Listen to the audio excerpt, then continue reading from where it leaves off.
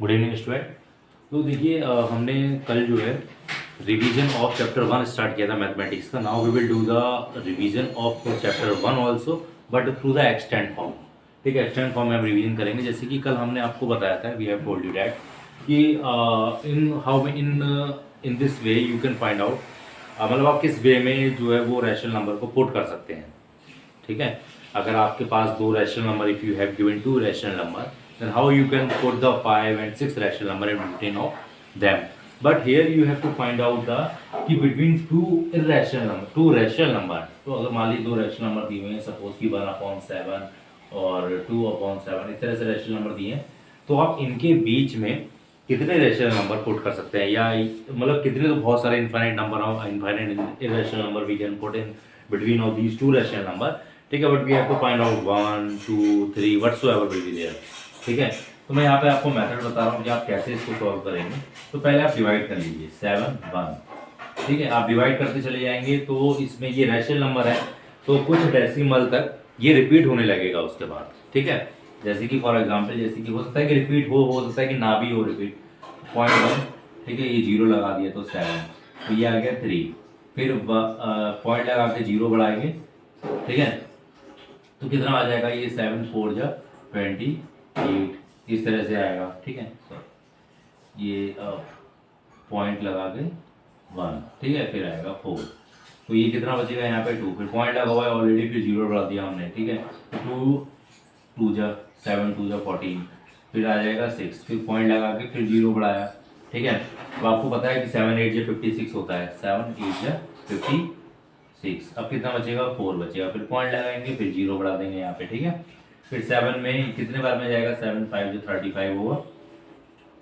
ठीक है, फिर 5 बचेगा, पॉइंट लगा हुआ 0 बढ़ा देंगे, फिर 7 7 जा 49। अब कितना बचेगा, यहाँ पे 1 बच रहा है।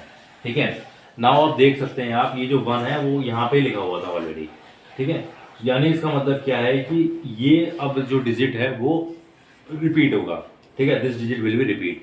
तो हमारा जो इसका जो डेसिमल एक्सपेंशन होगा, यानी 1/7 का जो डेसिमल एक्सपेंशन होगा, दैट विल बी 0.42857, और ये इस तरह से बात, ये होगा डेसिमल एक्सपेंशन ऑफ 1/7। अब हम 2/7 का डेसिमल एक्सपेंशन, तो 2/7 जो है वो यहाँ से स्टार्ट हो जाएगा। ठीक है, ये कहाँ से स्टार्ट हो रहा है, चलिए देख लेते हैं। 2 और ये 7। ठीक है, डेसिमल एक्सपेंशन हमें फाइंड करना है, तो 2 पॉइंट लगा के 0 बढ़ा देंगे, तो 7 2 जा 14, तो यहाँ से स्टार्ट हो रहा है, ये वाला जो 2 लिखा हुआ है ना, यहाँ से स्टार्ट हो रहा है ये। ठीक है, 2857 तक बस हमारा आ जाएगा। तो इसको फिर कितना बचेगा, ये 6, तो ये पॉइंट लगा के 0 बढ़ा देंगे। ठीक है, अब ये पूरी प्रोसेस चलती चली जाएगी जो हमने यहाँ पे सॉल्व किया है ना।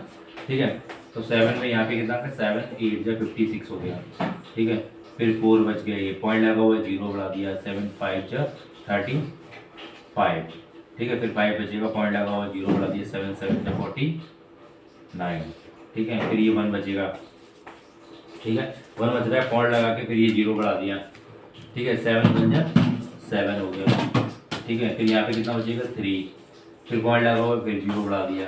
ठीक है, तो यहाँ पे कितना आ जाएगा, 7 4 जा 28, फिर 2 बचेगा। देखिए, फिर 2 ये आ गया ना, तो हमारे पास जो रिपीट होगा दैट विल बी दिस, यानी जो डेसिमल एक्सपेंशन होगा 2/7 का, 2/7 का जो डेसिमल एक्सपेंशन होगा दैट विल बी 285,714, ये डेसिमल एक्सपेंशन होगा।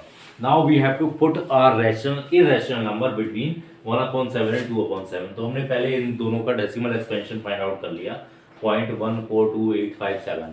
तो देखिए, जब हम इसके बीच में एक इरेशनल नंबर लिखेंगे, तो irrational number of course you can write down infinite irrational number between these two number, irrational number। ठीक है, तो हम यहाँ 1 और 4 से स्टार्ट करेंगे, यानी 1 और 4 के बाद अगर कोई नंबर अगर हम ले लें, ठीक है, तो वो नंबर, जैसे ये 1 4 लिखा है, तो यहाँ पे 1 5 ले सकते हैं। ठीक है, आप यहाँ पे 2 नहीं ले सकते, क्यों, क्योंकि यहाँ पे 2 ऑलरेडी दे रखा हुआ है। ठीक है, या 2 आप ले भी लें तो वो 8 इस वाले से कम होना चाहिए, यानी यहाँ पे आप 2.5 अगर लेंगे तो वो नंबर इन दोनों के बीच में आ जाएगा।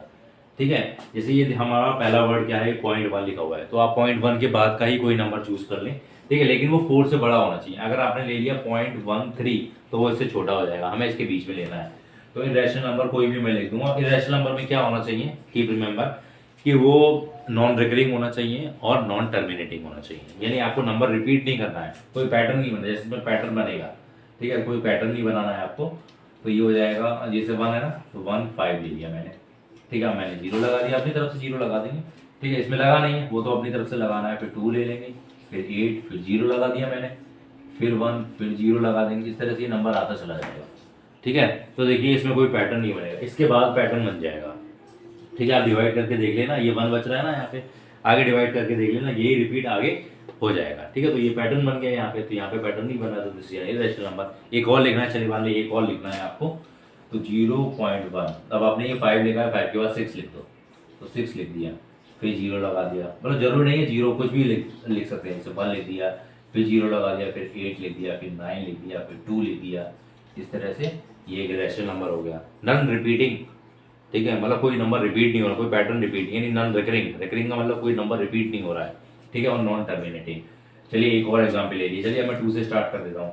0.2 अगर मैंने यहाँ पे लिख दिया 9, तो ये मेरा आंसर गलत हो जाएगा। क्यों गलत हो जाएगा? क्योंकि 2.29 इससे बड़ा आ जाएगा, ठीक है, तो यानी मुझे 8 से कम लिखना है।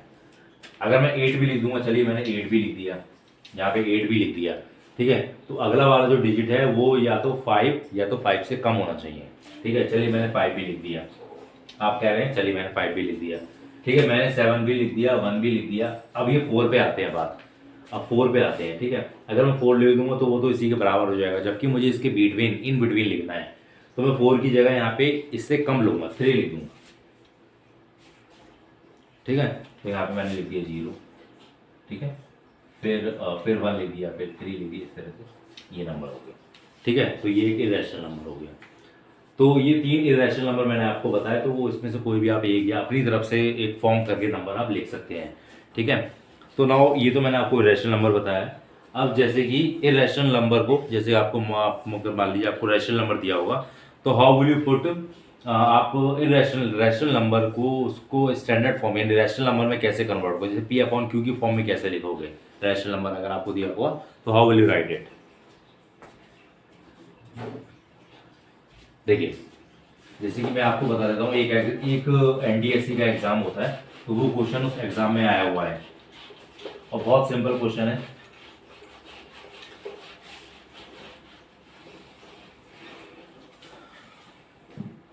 जैसे कि ये क्वेश्चन है 0.6666 इस तरह से आ रहा है, and find the sum, question ये था फाइंड द सम, ये NTSC में आया हुआ है, NTSC, ठीक है, ये 2018 का क्वेश्चन है, 2018 का क्वेश्चन है। इसको और हमें इसको ऐड करना है, ठीक है, we have to add these two, ठीक है। तो हम इस तरह से इसको ऐड नहीं कर सकते, हो सकता है कि ये कितने नंबर हो, ज़्यादा हो, कम है, कुछ भी है। तो first of all what will do here, we will just convert these to rational number. ये रैशनल है, वाई रैशनल, बिकॉज ये रिपीट हो रहे हैं, 6 6 6 6 7 7 7, they rational, they are the rational number, ठीक है। तो इसको हमें P/Q की फॉर्म में कन्वर्ट करना है, तो इसको सपोज कर लेंगे x.66, या मैं इसकी तरह से 6 का बार लगा दूं, ठीक है, 10 से मल्टीप्लाई कर दूंगा, तो ये 6 एक पॉइंट इधर आ जाएगा, इस तरह से आ जाएगा, ठीक है। दोनों को माइनस कर दिया तो 9x equal to 6, x equal to 6/9, 3, तो 2/3 ये आ गया, ठीक है। ऐसे ही अगर मैं इसको कन्वर्ट कर दूंगा तो यहाँ पे लिख दूंगा मैं y इक्वल टू 0.7 बार, तो 10 से मल्टीप्लाई कर दिया, ठीक है, तो ये इधर आ जाएगा 7.7 बार। अब मैं 10 से ही क्यों मल्टीप्लाई कर रहा हूँ, मैं 2 3 4 5 से क्यों नहीं कर रहा हूँ, क्योंकि ये डेसिमल का साइन है और डेसिमल जो पहला बनता है वो 10 से बनेगा, ठीक है। इन्हें अगर मैं 10 से मल्टीप्लाई करूंगा तो ये जो एक डेसिमल है ये उधर की तरफ, अपने राइट हैंड साइड की तरफ मूव होगा, ठीक है। जैसे ये जो डेसिमल जो यहाँ पे लगा हुआ है ये यहाँ आ जाएगा, ठीक है। तो ये मैंने क्यों करा, क्योंकि यहाँ पे सिर्फ 1 के ऊपर बार है, सिर्फ 7 के ऊपर बार है, तो इसलिए मैंने 10 से, अगर 2 के ऊपर बार होता तो मैं 100 से मल्टीप्लाई करता, ठीक है। फिर माइनस कर देंगे, ये 10 है, ये 1 है, तो कितना हो जाएगा 9y इक्वल टू 7 - 0। ये देखिए ये वाला पार्ट तो कट हो जाता है, डेसिमल के बाद वाला पार्ट कट हो जाएगा, 7 - 0 7, तो y इक्वल टू 7/9। अब मैं इसको ऐड कर लूंगा तो x प्लस वाई, ये मेरा पोर्शन x था और ये मेरा पोर्शन y था, ठीक है। तो x प्लस वाई, इन दोनों का सम 2/3 और प्लस 7/9, तो यहाँ पे मैं 3 से मल्टीप्लाई कर लूंगा, ठीक है। क्यों करूँगा, क्योंकि बेस 9 है, तो 9 आ गया, 3 2 जा 6 और प्लस 7 इक्वल टू 13/9। ये मेरा आंसर हो गया 13/9, दैट्स आवर आंसर। तो ये आ गया इन दोनों का सम, ये एनटीएससी में था। इसी तरह के क्वेश्चन आप प्रैक्टिस कर लीजिएगा बहुत सारे, ठीक है, for your competition, in view of competition, ठीक है। तो इस तरह के क्वेश्चन वैसे आने तो नहीं है आपके इस एग्जाम में, लेकिन हो सकता है कि एक ही क्वेश्चन आ जाए कि उसको एक्स वाई में कन्वर्ट करिए, मतलब पी अपॉन क्यू की फॉर्म में कन्वर्ट करना है। तो how will you convert, this is the method to convert the any मतलब recurring rational number into the, ठीक है। तो इस तरह से कन्वर्ट कर लिया मैंने।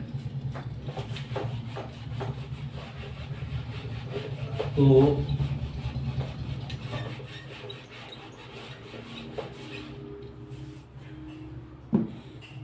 ओके, सो अब देख रहे हैं जैसे हमें एक्सपोनेंट्स के लॉ दे रखे हैं, ठीक है, law of exponent, law of exponent, ठीक है। Okay, so law of exponent में आप सभी को पता होगा जो एक्सपोनेंट्स होती है उसको हम इस तरह से लिखते हैं e की पावर m, ठीक है। ये पावर में एक्सपोनेंट होता है, ये बेस होता है, ठीक है, this is base and this is exponent, ठीक है। तो इसके लॉ कैसे होते हैं, जैसे मान लीजिए a की पावर m है और a की पावर n है, तो दोनों की बेस एक जैसे हैं, तो इसकी पावर्स को हम प्लस कर देते हैं, m प्लस n हो जाएगा, ठीक है। a की पावर n है, डिवाइड में a की पावर n है, जब मैं इसको सॉल्व करूंगा तो ये माइनस हो जाती है m माइनस n, ठीक है।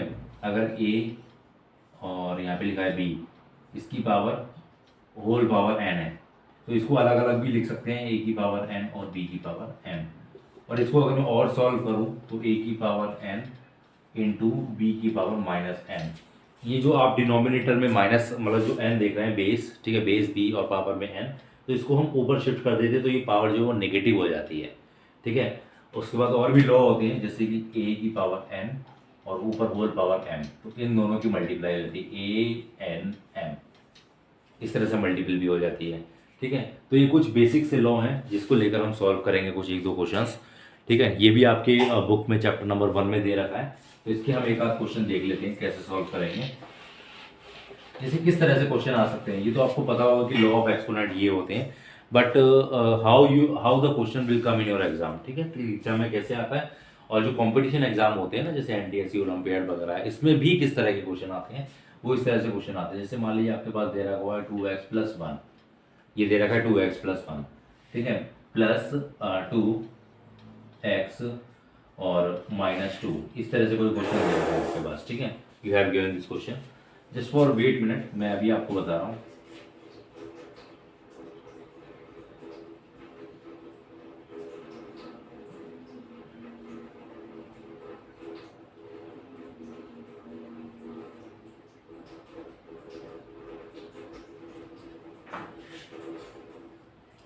ठीक है, तो इस तरह से आपको क्वेश्चन दे रखा होगा, ठीक है। और जो इक्वल में साइन होता है वो कुछ भी दे रखा हो सकता है, ठीक है, मतलब ओके। तो हम 2x plus 1 plus 2x minus 2, इसकी जगह आपको दे रखा है 72। तो यहाँ पे आपको x की वैल्यू फाइंड आउट करनी है, you have to find out the value of x here. What you will do, 2x आप कॉमन कर देंगे, ठीक है। 2x आप जब कॉमन करेंगे तो यहाँ पे 2 की पावर 1 यानी 2 बचेगा, और प्लस यहाँ पे बचेगा 2 की पावर माइनस 2, 2 की पावर माइनस 2 इक्वल टू 72। इस तरह से बचेगा 2 की पावर x, ये 2 और प्लस ये एक्सपोनेंट में अपॉन में चला जाता है, 1 अपॉन 2 की पावर 2 यानी 4, ठीक है, 72। तो 2 की पावर x ये बन जाएगा बेटा 9/4, ठीक है, this will be 9/4 equal to 72। अब जब मैं यहाँ से सॉल्व करूँगा इसको, तो देखिए कैसे करूँगा। ये 2 की पावर x इक्वल टू, आपको तो पता है ना, शिफ्ट कर देंगे तो 72 मल्टीप्लाई बाई 4 डिवाइड में 9 आ जाएगा, तो 9 से ही कट हो जाएगा, 9 8 से 72 होता है। तो 2 की पावर x इक्वल टू 8 4 से 32, और ये जो 32 होता है दैट विल बी 2 की पावर 5, ओके बेटा। तो यहाँ पे मैं कंपेयर कर लूँगा तो x की वैल्यू कितनी आ गई 5। तो इस तरह से इस क्वेश्चन को हम सॉल्व कर सकते हैं, ठीक है। ये बेसिक एक्सपोनेंट है, इस तरह के और भी question you will find out.